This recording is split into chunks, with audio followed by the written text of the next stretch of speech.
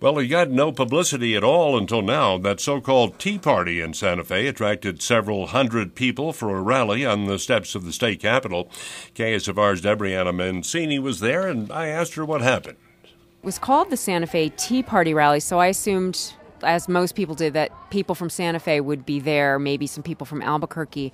What I found was that people from all over the state had come in vans and in caravans and had come from Deming and Lea County, and they had T-shirts on that identified where they were from in large groups.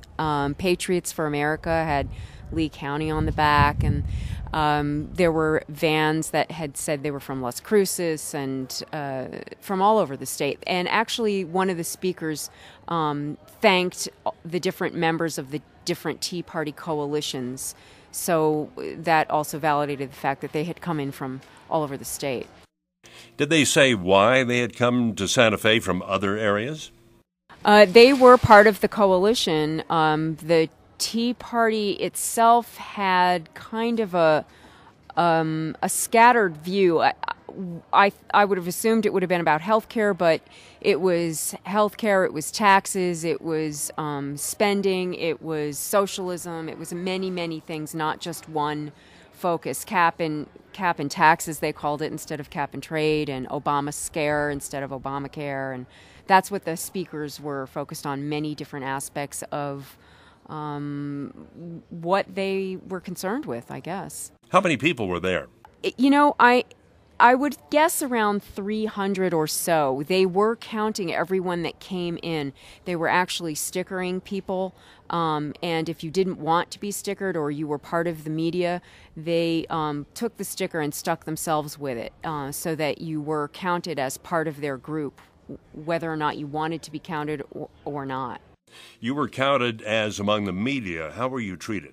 Well, the opening statement after the Pledge of Allegiance and the acknowledgement of the troops and the firefighters and policemen, the next thing that happened was the speaker said, "There are journalists in the crowd," and then we were booed. You take just a moment to welcome all the reporters that we have here today. I've talked to several people. Okay, hold on. I've talked to several in the last few days, and I know some of you are very good investigative journalists and look beyond the surface of something to really understand what this movement is all about. But since the Tea Party movement has been mischaracterized as, a bunch of rich Republicans that don't want to pay taxes. There was another Tea Party, one in Albuquerque Sunday. How did the two compare? It was markedly different. Well, first of all, at the Tea Party yesterday, there were Confederate flags. There were flags that said "Don't tread." They said "Don't tread on me." There were American flags rampant everywhere. Signs about tyranny and revolution and socialism and fascism and sometimes fascism, Marxism, Stalinism, all on the same sign. Today, at the rally in Albuquerque, the crowd was markedly different. They were very peaceful. They were happy to answer any questions, willing to be interviewed. Most of the crowd was Santa Fe and Albuquerque people. There were 2 people from Lincoln County, and I think 3 or 4 from Valencia. But I asked a lot of people, and I checked a lot of the petitions to see where the signatures were from, and most of those people, and of a crowd around the same size, actually were from Santa Fe and Albuquerque. What was the police presence like in Santa Fe and Albuquerque? There were no police at the rally in Albuquerque. There were around 5 or so police officers at the Capitol.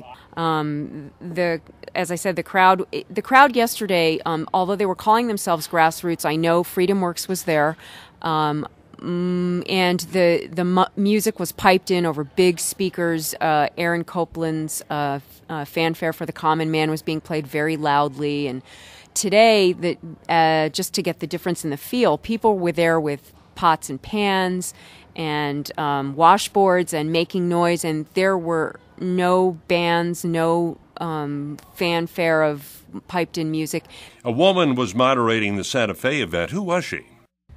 Let me see. I have her name written down. Carolyn Lupins. I have no idea who she is. I had no success finding out anything about any of the other speakers on the internet other than the two doctors from Santa Fe online. I couldn't find any information, and when I went to the Santa Fe blog where they listed their speakers, there was nothing after their name, so I don't know who they were and why they were asked to speak. When you talk to individuals at the Santa Fe event, would they answer you? Generally, some people started actually yelling at me, saying, stop causing trouble, don't ask questions, read the bill yourself, don't you know about America? They really wouldn't answer my questions. At one point, I asked a woman if she would like to tell me what she meant by her sign, which had a hammer and a sickle, and she said, "What do you think it means?" Do you want to tell me what your sign means, ma'am? I think it's self-explanatory. Would you like to tell me what you mean by it? No, I'll let you translate. What's this symbol here? I don't know. You tell me. Do you know what the symbol is? Do you know what this flag was? Do you know who designed it? Do you know what this one means? Real change. And she never really did answer me. She just walked away. Debrianna Mancini at that tea party over the weekend in Santa Fe.